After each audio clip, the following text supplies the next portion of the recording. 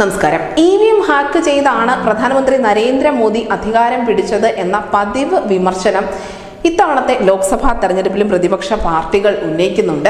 എന്തായാലും എങ്ങനെയാണ് മോദി ഇക്കണ്ട EVM ഒക്കെ ഹാക്ക് ചെയ്തതെന്ന് വളരെ സർക്കാസ്റ്റിക്കലി വിവരിക്കുന്ന ഒരു ലേഖനം OP ഇന്ത്യ എന്ന മാധ്യമം പ്രസിദ്ധീകരിച്ചിട്ടുണ്ട്. സുധീർ കുമാർ ആണ് ഇതിന്റെ ലേഖകൻ. 4 ഭാഗങ്ങളുള്ള ഈ ലേഖനത്തിന്റെ അവസാന ഭാഗമാണ് ഇപ്പോൾ വലിയ ചർച്ചകൾക്ക് വഴിവെച്ചിരിക്കുന്നത്.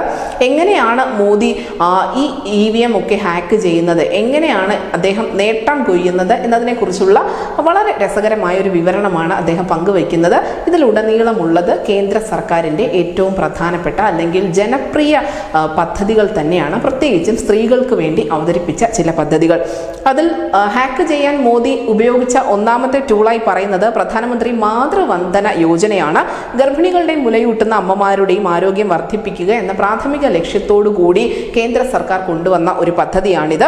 സ്ത്രീകൾക്ക് ധനസഹായം നൽകുന്നതിനോടൊപ്പം തന്നെ പോഷകാഹാരക്കുറവ് പരിഹരിക്കുക അല്ലെങ്കിൽ ചികിത്സാ സംബന്ധമായ സാമ്പത്തിക ബുദ്ധിമുട്ടുകൾ ഉണ്ടാകാതെ നോക്കുക എന്നിവയൊക്കെ ഈ പദ്ധതിയുടെ ലക്ഷ്യമാണ്. പ്രധാനമന്ത്രി മാതൃവന്ദന യോജനയിലൂടെ ഗർഭിണികൾക്കും മുലയൂട്ടുന്ന അമ്മമാർക്കും 5000 രൂപ ക്യാഷ് ഇൻസെന്റീവ് ലഭിക്കുമെന്നുകൂടി ഇതിൽ പറയുന്നുണ്ട്. മാത്രമല്ല, രാജ്യത്ത് മുൻപുണ്ടായിരുന്ന കണക്കുകൾ പരിശോധിക്കുകയാണെങ്കിൽ നമുക്ക് മറ്റൊരു കാര്യം കൂടി വ്യക്തമാകും. നേരത്തെ രാജ്യത്ത് 1 ലക്ഷം പ്രസവങ്ങൾ നടക്കുമ്പോൾ അതിൽ 132 സ്ത്രീകൾ മരിച്ചിരുന്നു ഈ പ്രസവ സംബന്ധമായ ബുദ്ധിമുട്ടുകൾ കാരണം. പക്ഷെ ഇപ്പോഴാവട്ടെ ഈ ഒരു നിരക്ക് ഗണ്യമായി കുറഞ്ഞിട്ടുണ്ട്. 1 ലക്ഷം പ്രസവം നടക്കുമ്പോൾ 97 പേരാണ് മരിക്കുന്നത്. അങ്ങനെ മാതൃമരണ നിരക്ക് വലിയ തോതിൽ കുറയ്ക്കാൻ ഈ പദ്ധതിയിലൂടെ സഹായിച്ചിട്ടുണ്ട്.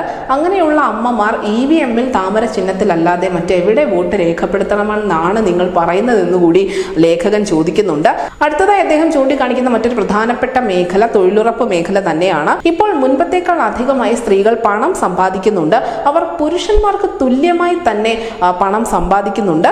അതുകൊണ്ട് തന്നെ അങ്ങനെ സാമ്പത്തികമായി നേട്ടം കൈവരിച്ച അല്ലെങ്കിൽ സാമ്പത്തികമായി സ്വയം പര്യാപ്തത കൈവരിച്ച സ്ത്രീകൾ EVM-ൽ താമര ചിഹ്നത്തിനല്ലാതെ മറ്റെവിടെ വോട്ട് ചെയ്യണമെന്നുകൂടി ഇദ്ദേഹം ചോദിക്കുന്നു.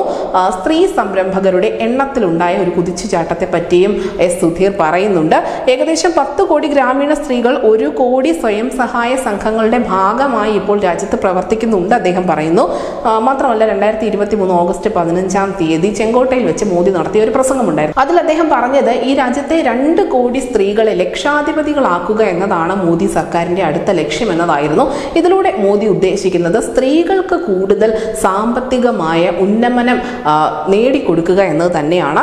അതിന് ഏറ്റവും ഒടുവിൽ ഉയർന്ന ഒരു രസകരമായ ചോദ്യമുണ്ട്. ഇത്രയധികം പണം വരുമ്പോൾ ഈ പണമൊക്കെ സ്ത്രീകൾ എങ്ങനെ സൂക്ഷിക്കും? പണ്ട് കാലത്തറിയാം, നമ്മുടെ വീടുകളിലും മറ്റും പണം സ്ത്രീകൾ ഒളിപ്പിച്ചു വെക്കുന്ന ഒരു പതിവുണ്ടായിരുന്നു. പക്ഷേ അങ്ങനെയുള്ള ആ കാലം കഴിഞ്ഞിരിക്കുന്നുവെന്നും ജെൻഡർ സ്കീമിന്റെ അത്ഭുതകരമായ വിജയം കൊണ്ട് സ്ത്രീകൾക്കെല്ലാം ഇന്ന് അവരവരുടെ സ്വന്തം ബാങ്ക് അക്കൗണ്ടുകൾ ഉണ്ട് എന്നും പറയപ്പെടുന്നു.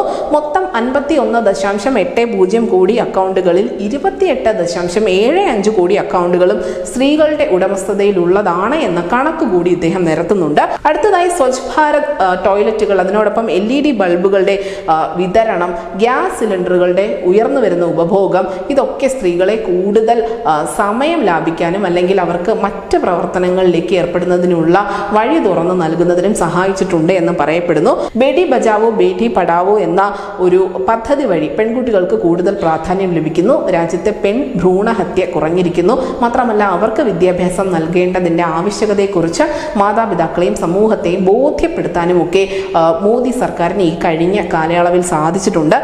നമുക്കറിയാം, നേരത്തെ സൈനിക് സ്കൂളുകളിൽ പെൺകുട്ടികൾക്ക് പ്രവേശനം അനുവദിച്ചിരുന്നില്ല. പക്ഷേ ആ നിയമം 2021 മോദി സർക്കാർ നീക്കം ചെയ്തിട്ടുണ്ട്.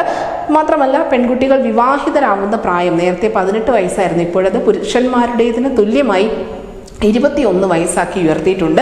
21 വയസ്സാക്കുമ്പോൾ എന്ത് മാറ്റമാണ് വരുന്നതെന്ന് ചോദിച്ചാൽ വലിയ വിപ്ലവകരമായ മാറ്റം തന്നെ അവിടെ സംഭവിക്കും. കാരണം ഈ കാലയളവിൽ ആ പെൺകുട്ടികൾ നേടിയെടുക്കുന്ന വിദ്യാഭ്യാസം, അവർ കണ്ടെത്തുന്ന തൊഴിൽ മേഖല, ഇതൊക്കെ അവരുടെ ജീവിതം തന്നെ മാറ്റിമറിക്കാൻ പ്രാപ്തിയുള്ളതാണ്.